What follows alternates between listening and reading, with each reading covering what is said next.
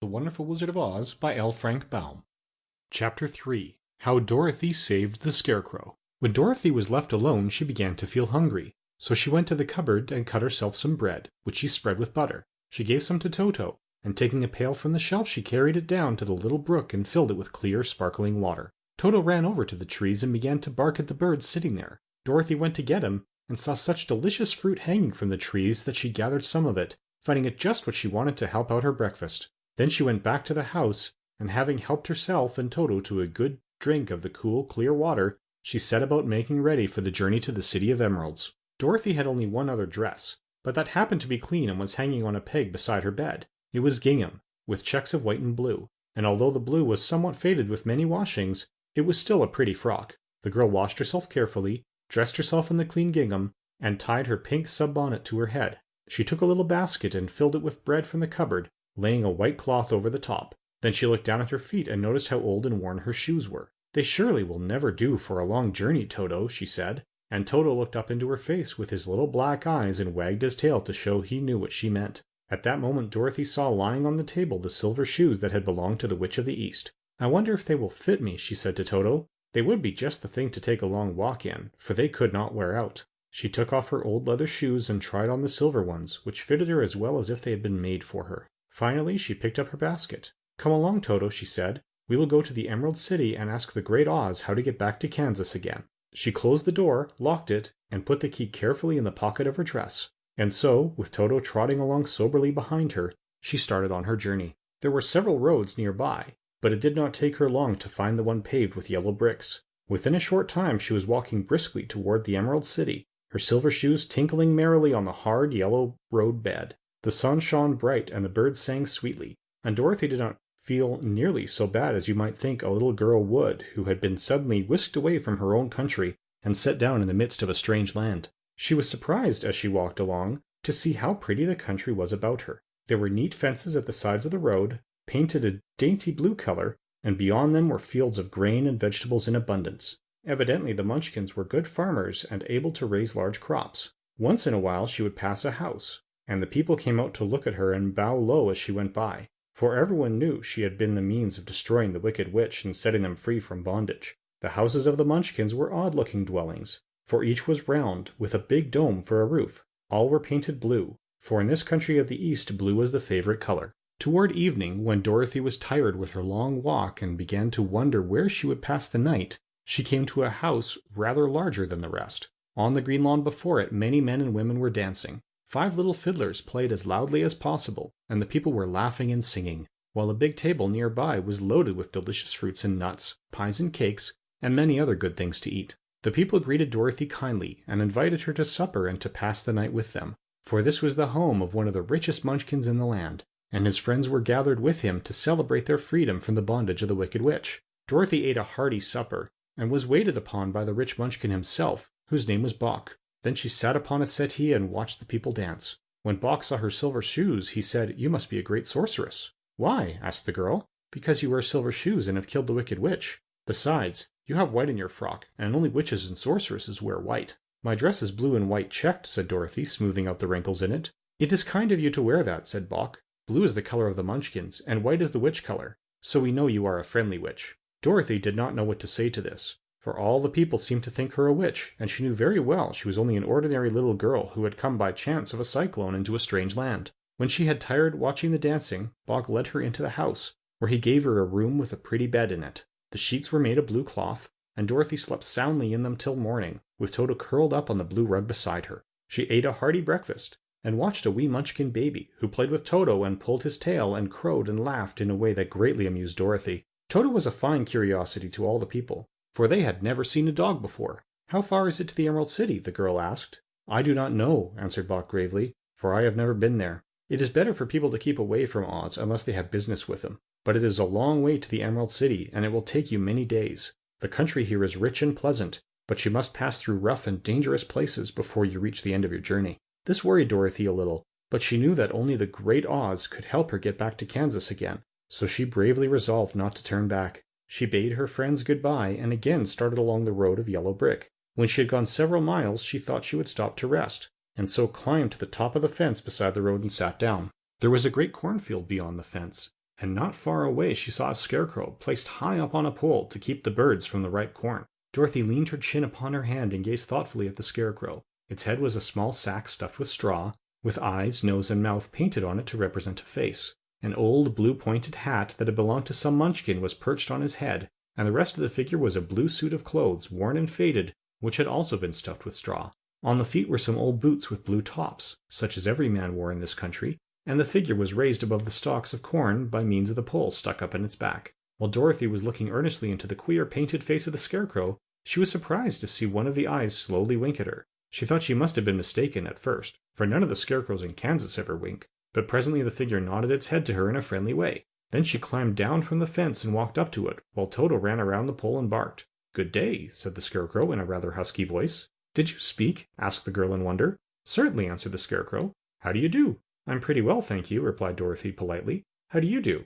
"I'm not feeling well," said the scarecrow with a smile, "for it is very tedious being perched up here night and day to scare away crows." "Can't you get down?" asked Dorothy. "No, for this pole is stuck up my back. If you will please take away the pole, I shall be greatly obliged to you." Dorothy reached up both arms and lifted the figure off the pole, for, being stuffed with straw, it was quite light. "Thank you very much," said the scarecrow when he had been set down on the ground. "I feel like a new man." Dorothy was puzzled at this, for it sounded queer to hear a stuffed man speak, and to see him bow and walk along beside her. "Who are you?" asked the scarecrow when he had stretched himself and yawned, "and where are you going?" "My name is Dorothy," said the girl, "and I am going to the Emerald City to ask the Great Oz to send me back to Kansas." "Where's the Emerald City?" he inquired, "and who is Oz?" "Why, don't you know?" she returned in surprise. "No, indeed, I don't know anything. You see, I am stuffed, so I have no brains at all," he answered sadly. "Oh," said Dorothy, "I'm awfully sorry for you. Do you think," he asked, "if I go to the Emerald City with you that Oz would give me some brains?" "I cannot tell," she returned, "but you may come with me if you like. If Oz will not give you any brains, you will be no worse off than you are now."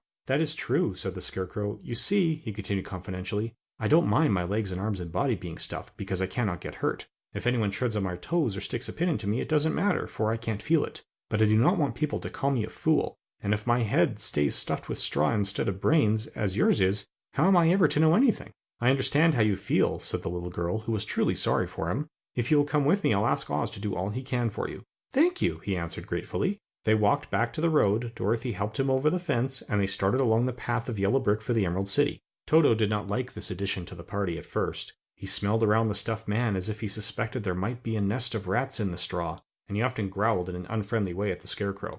"Don't mind Toto," said Dorothy to her new friend. "He never bites." "Oh, I'm not afraid," replied the scarecrow. "He can't hurt the straw. Do let me carry that basket for you. I shall not mind it, for I can't get tired. I'll tell you a secret," he continued as he walked along. "There's only one thing in the world I am afraid of." "What is that?" asked Dorothy. "The Munchkin farmer who made you?" "No," answered the scarecrow. "It's a lighted match."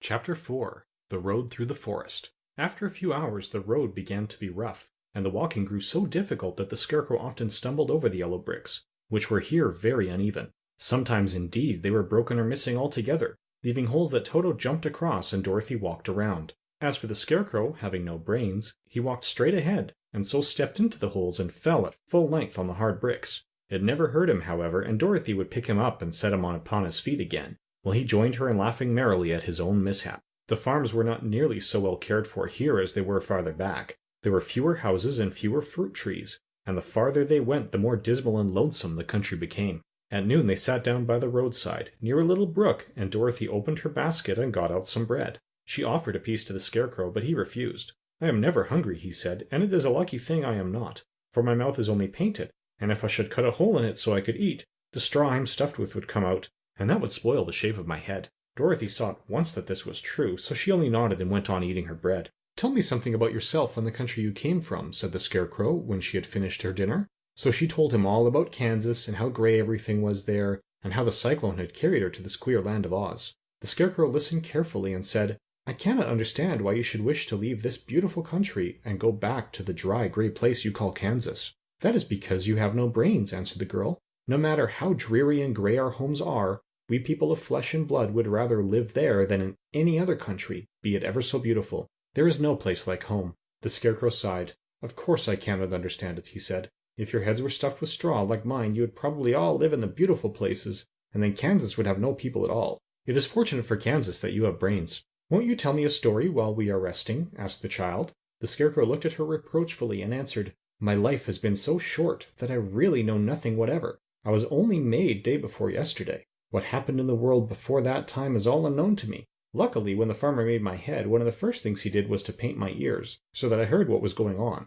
There was another Munchkin with him, and the first thing I heard was the farmer saying, 'How do you like those ears?' 'They aren't straight,' answered the other. 'Never mind,' said the farmer, 'they are ears just the same,' which was true enough. 'Now we'll make the eyes,' said the farmer. So he painted my right eye, and as soon as it was finished I found myself looking at him and everything around me with a great deal of curiosity, for this was my first glimpse of the world. 'That's a rather pretty eye,' remarked the Munchkin, who was watching the farmer. 'Blue paint is just the color for eyes.' 'I think I'll make the other one a little bigger,' said the farmer, and when the second eye was done I could see much better than before. Then he made my nose and mouth, but I did not speak because at that time I didn't know what a mouth was for. I had the fun of watching them make my body and my arms and legs, and when they fastened on my head at last I felt very proud, for I thought I was just as good a man as anyone. 'This fellow will scare the crows fast enough,' said the farmer. 'He looks just like a man.' 'Why, he is a man,' said the other, and I quite agreed with him. The farmer carried me under his arm to the cornfield and set me up on a tall stalk where you found me. He and his friend soon after walked away and left me alone. I did not like to be deserted this way, so I tried to walk after them, but my feet would not touch the ground and I was forced to stay on the pole. It was a lonely life to lead, for I had nothing to think of, having been made such a little while before. Many crows and other birds flew into the cornfield, but as soon as they saw me they flew away again, thinking I was a Munchkin, and this pleased me and made me feel that I was quite an important person. By and by an old crow flew near me, and after looking at me carefully he perched upon my shoulder and said, 'I wonder if that farmer thought to fool me in this clumsy manner. Any crow of sense could see that you were only stuffed with straw.' Then he hopped down at my feet and ate all the corn he wanted. The other birds, seeing he was not harmed by me, came to eat the corn too, so in a short time there was a great flock of them about me. I felt sad at this, for it showed I was not such a good scarecrow after all, but the old crow comforted me, saying, 'If only you had brains in your head you would be as good a man as any of them, and a better man than some of them. Brains are the only things worth having in this world, no matter whether one is a crow or a man.'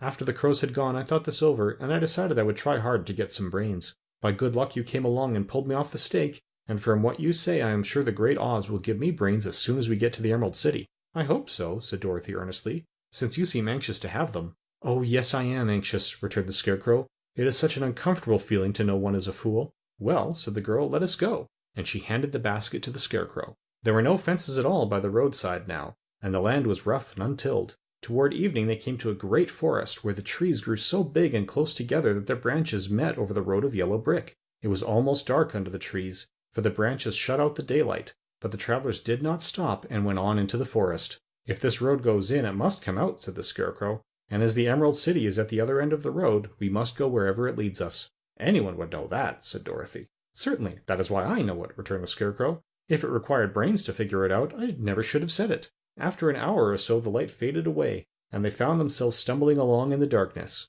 Dorothy could not see at all, but Toto could, for some dogs see very well in the dark, and the Scarecrow declared he could see as well as by day. So she took hold of his arm and managed to get along fairly well. "If you see any house or any place where we can pass the night," she said, "you must tell me, for it is very uncomfortable walking in the dark." Soon after the Scarecrow stopped. "I see a little cottage at the right of us," he said, "built of logs and branches. Shall we go there?" "Yes, indeed," answered the child. "I am all tired out." So the Scarecrow led her through the trees until they reached the cottage, and Dorothy entered and found a bed of dried leaves in one corner. She lay down at once, and with Toto beside her soon fell into a sound sleep. The Scarecrow, who was never tired, stood up in another corner and waited patiently until morning came.